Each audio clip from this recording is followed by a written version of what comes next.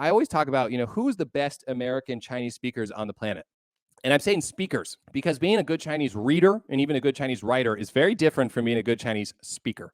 Chinese is a difficult language to speak, even for Chinese people.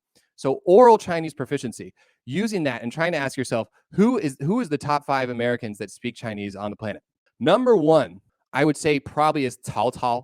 Number 2 used to be this guy named Mengtian, who is this Kentucky native, blonde hair, blue-eyed, great-looking man that went to China for undergrad, and he was a great singer and all this. He was on this Chinese show called 世界青年说, where they invited guys from all over the world to debate in Chinese. Okay, they had guys from Germany, Russia, Korea, all this stuff. And this was the first time that I ever saw how good a foreigner could be at Chinese. I saw an American. His name was Mengtian. And he was not only good at Chinese, but he was good at using it to express complex points and even debate. He debated one time with the Russian kid, this pair of Chinese old mothers, 大妈, about why you should not 催婚, why you shouldn't push people to rush to get married, why that's so toxic. 是吧？那我就给我大学室友结婚就好了，反正我们聊得挺开心，可以天天在一起，快瓜扯到了啊！你知道这个And honestly, they were crushing these like older Chinese, middle-aged Chinese women. They were crushing the debate. And in my life, he was like my white whale. I always tell people, when I saw him, I was like, oh my God, if I'm going to try and compete in this industry, I need to be excellent at Chinese. I need to be excellent. And so I saw him and I really started taking Chinese seriously. He changed my life. He was my white whale, which he was the thing I was always pursuing. And up until recently, I never thought I would catch. And just like Moby Dick, when I finally caught this white whale, I did not get the feeling, the rush that I thought maybe I would. What do I mean by that?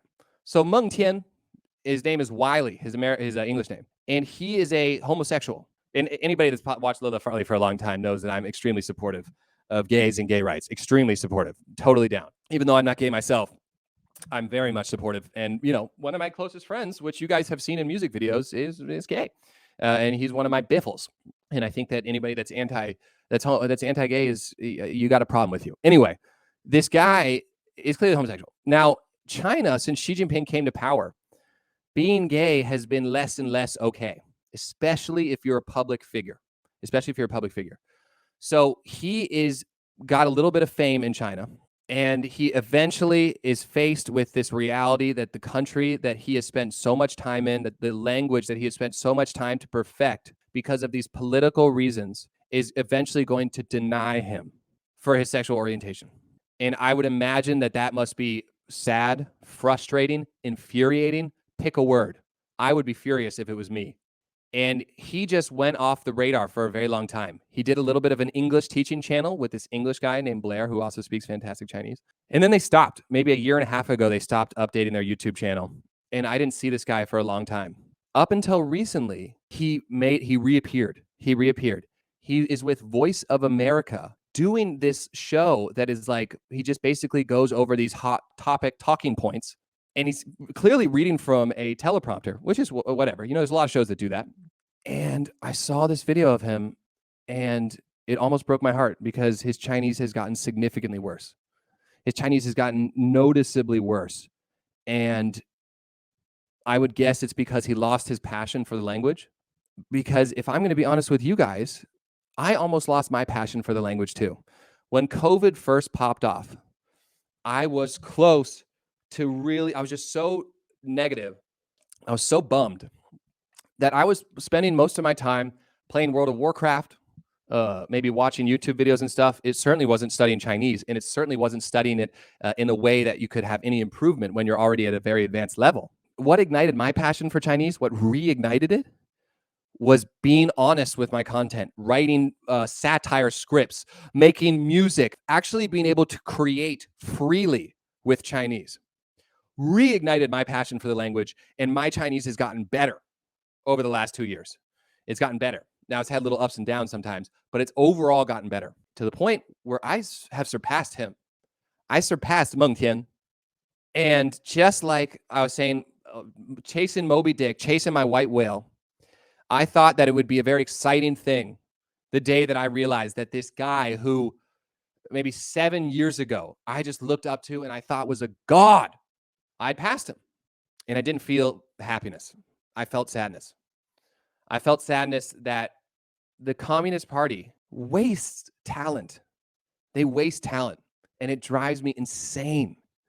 Guys like him, Mengtian, should be on stage. He should be in your debate shows. He should be making gay people in China, gay kids, youth in China feel comfortable about being themselves. He should give them this image of like, yeah, this guy's gay, but he's not only, there's nothing wrong with that, but he's actually killing it. He's actually a great singer. He's a great debater. He's extremely smart, confident, gorgeous looking man. And if you're a young gay person in China or in any country where it's not okay to be openly gay, I can't imagine how great it would be to see someone like that. And this is what drives me nuts about the Communist Party is they waste talent. And so guys like him come back to America, and now they're doing this really boring program for Voice of America where they shouldn't be. They should be doing something much bigger than that. And that's upsetting.